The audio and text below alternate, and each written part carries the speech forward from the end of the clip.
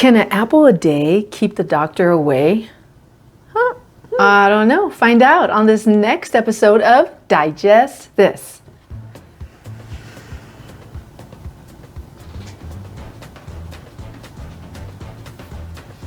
Welcome to Digest This, the show that helps you revolutionize your digestive health. Here are your hosts, Dr. Liz Cruz and Tina Nunziato.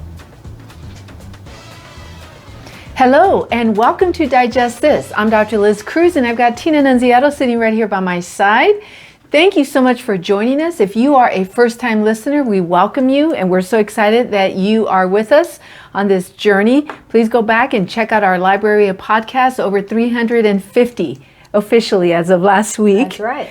And if you're one of our regular listeners, we love you and we appreciate that you take the time to listen to us and hang out with us for 15 minutes a week. So it means the world to us. So thank you so much.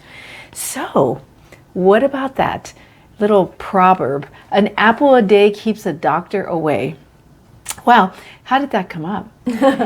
It came up because last week our kids started school and our son, who's a junior now, well, we just found out that school is no longer providing free lunches, which I think is what he was, I think he would sometimes eat breakfast and lunch there. And so we told him, hey, you're going to, they're not going to provide free lunch anymore. Now they're going to be charging. And so you should probably take your lunch. So the first day he was putting his lunch together last Wednesday, we had some beautiful apples sitting there. And I said, son, take an apple. And I told him, an apple a day keeps the doctor away. And of course, he just ignored me. But I'm sure he gave you a look. He gave me a look. But yeah. I said, plus, what's cooler than a 16-year-old walking around campus eating his apple? Like, it just looks so cool. It's an apple. And he just wasn't going for that. He didn't take the apple? He didn't take the apple. Okay. However, I took an apple that day. I haven't really been taking a lot of apples lately. But I decided to take an apple, and it actually took me back to my college days, because in college I used to eat an apple a day, and I did carry my apple around I remember to my chemistry class. I remember I always had an apple, and it seemed to be like the big thing. I remember there were a bunch of other of my classmates, and we'd all walk in with our apple, and our teacher would let us eat in the middle of class. So as long as it was an apple. As long as it was an apple, that's right. So I thought, where does that proverb, an apple a day keeps the doctor away, where does that come from? And is that true? Could it be true? What do you think, Tina? I don't know. I'm kind of torn about the whole apple a day thing. Especially if you're trying to lose weight. You don't want to be eating too much fruit if you're trying to lose weight, but okay. I can't wait to hear what you learned about this proverb. Well, it turns out, these proverbs, these sayings have actually been around for quite a while. In fact, if you go back into the 1800s, like 1860, there were some phrases related to the superpowers of the apple. And the apple has always been considered the forbidden fruit. So if you really take it back, and if you believe that the forbidden fruit in the Garden of Eden was the apple, it goes back way back, right? Thousands of years. Adam and Eve. Billions of years. All right. So in 1860, one of the phrases that actually was mentioned in the Washington Post, okay, was eat an apple on going to bed and you'll keep the doctor from earning his bread. So anyways, I thought that was fascinating, but we're still left wondering, is that true? Okay. And I actually am going to just already say that I don't think just an apple a day is going to keep the doctor away. There's a lot of other things we could be doing. There's a lot of other things. However, I did find a lot of interesting information on the superpowers of Apple that I thought were interesting and that I want to share. For example, apples. They're definitely considered some of the healthiest foods. Okay, they're considered some of the healthiest foods. I think raw fruits and vegetables in general are still at the list of the healthiest foods. Absolutely. Out there. I don't care which ones they are, but yeah. Well, today I care about the apple. Go on, Dr. All right, Tina? Yes. Go on.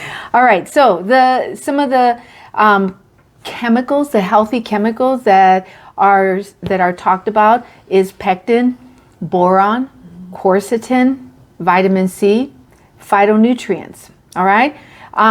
So what do those do? Well, let me share with you how those can help. Pectin. Pectin is considered a form of soluble fiber, and it actually helps to lower blood pressure and glucose levels. All right. Isn't it crazy you can eat sugar and it lowers glucose levels? Right. But you know what? This is the difference between eating an apple versus drinking apple juice. Mm-hmm. It's not the same because in the juicing process, you lose this fiber. Mm-hmm. Okay. So now what you're really drinking when you drink apple juice is a lot of sugar. Yeah, because sugar is added. Exactly. It's already sugar and then sugar. Exactly. Yeah. But even if sugar wasn't added, like she said, it's already sugar. Mm-hmm. Okay. But you're missing the pectin part. And so when you eat an apple, it's that soluble fiber there that's actually helping you and beneficial as far as your blood pressure and as far as your glucose levels. Okay. And also it helps with maintaining like a healthy digestive system. Those peels, the peel of the apple, make sure you wash your apple though. Okay. But the peel, the fibrous part of the peel is also good for the bacteria in your intestine. Because it helps, the bacteria actually will help to feed off of that, and it'll actually help as far as the production of healthy chemicals. Mm-hmm. All right, so that is really, to me, I think that's really key as far as eating an apple versus drinking apple juice. Mm-hmm. All right, boron. What's boron? Okay, boron is a nutrient that is found in high quantities in apples. Okay, and it helps to support strong bones and a healthy brain. Mm-hmm. Quercetin. Quercetin is considered a flavonoid, and that nutrient is actually shown to, it shows promise for reducing the risk of various cancers, cancers like lung, breast. Okay, now we're not saying this is going to prevent it. Okay, that's not what we're saying. But they've shown, but there's studies out there that suggest that flavonoids could potentially help in reducing the risk. Mm-hmm. It can help to reduce free radical damage. Mm-hmm. Okay, in case you don't know what free radicals are, free radicals basically develop when the atoms in your body have unpaired electrons, okay? And that's not good. You don't want unpaired electrons because that's then what can lead to damage of the cell of the DNA. Mm-hmm. All right? So you don't want free radicals in your body. And quercetin actually helps to neutralize those free radicals. Vitamin C. I think vitamin C speaks for itself, mm-hmm. okay, as far as boosting your immune system and helping with your overall health. If you're not taking vitamin C, you need to be on vitamin C. And then phytonutrients, which are wonderful for your health, okay? Also helps to fight those free radicals that we want to get rid of. And just helping and reduce the risk of heart disease, diabetes, and even asthma. All right. Also, vitamin A and E. Mm-hmm. Yes. No, I just wanted to go back to you saying you should be taking vitamin C. So yes. I just want to talk a little bit about that because everyone thinks that, I just want to take all these vitamins. Mm-hmm. I'm just going to take D, I'm going to take C, I'm going to take...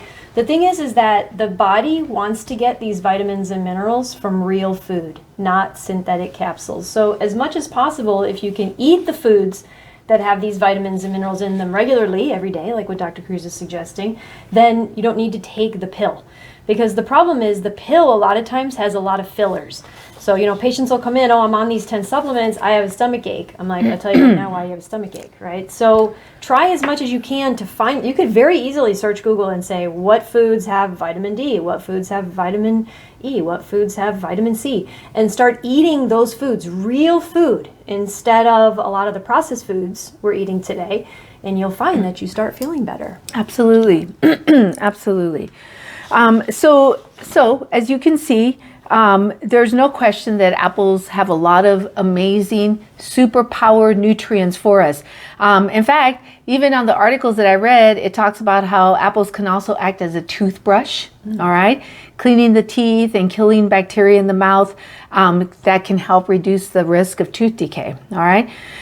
So grapefruit, like Tina said, there are a lot of amazing fruit, but there's nothing like the apple. And so, the question comes, and this goes along with what Tina was saying. So if all fruits are considered powerhouses, nutritional powerhouses, why are apples the main ones that are in that proverb? Do you know, Tina? No, why? Is it because of George Washington? Actually, I thought this was interesting. Okay, at the time that proverb or the adage came out, apples were very easy to grow, and they're still easy to grow. And once they were harvested, they could remain in storage for nearly 1 year. Wow. Right? Nearly 1 year. So they were very accessible. Yeah, so, studies have shown that unlike many fruit and vegetables, the nutritional benefits of apples remain relatively stable as long as 200 days after the harvest. Yeah. That makes sense then, because that means apples were always around. Exactly. Even when they weren't in season. So exactly. It's easier to get a hold of an apple back then, probably all the time, versus a strawberry. Because back then, people ate based on the seasons. True. Right? True. I mean, you were eating cyclically because strawberries are only in the summer, and things like that. So now, I mean, we've got farmers in all different parts of the world farming our stuff, so we can get the same fruit and vegetables all year round. But that's not how it was back then. Exactly. Right? So does an apple a day keep the doctor away? I'm going to say probably not just an apple a day, but it'll help. It'll definitely help. And I think the bottom line is that it's not just one fruit or one choice, okay? It's the choices that we make overall, okay? The different foods that we eat, the activities we do, whether we choose to go and exercise and move our body or, just every choice that you make. And it's an overall lifestyle, all right? And I just want to add one more thing. Like, mixing up the fruits and mixing up the vegetables is also very important, because there are certain vitamins and minerals that apples have. There are certain vitamins and minerals that strawberries have. Absolutely. And blueberries and all these things. And it's important to mix up those fruits and vegetables throughout the week to keep your body guessing. Right? Exactly. Our clients are patients who just eat one fruit every day or one green, they eat spinach every day. I try to tell them, look, spinach is good, but you don't want to give it to yourself every day, because you've already given your body those vitamins and minerals. You got to give it something else. Give it a different kind of green. Give it a different kind of fruit. Keep your body guessing. What am I going to get? What vitamins and minerals am I going to get today? If you just keep feeding it apples every day, you're only going to get the vitamins and minerals from apples, right? So you got to mix it up. Gosh darn it, Tina. I was going to start eating an apple every day. Maybe every other day. Every third day. Supplement it with something else. All right. Well, we're so excited that you joined us. If you want to connect with us, you can find us on our website, www.drlizcruz.com. Please look us up.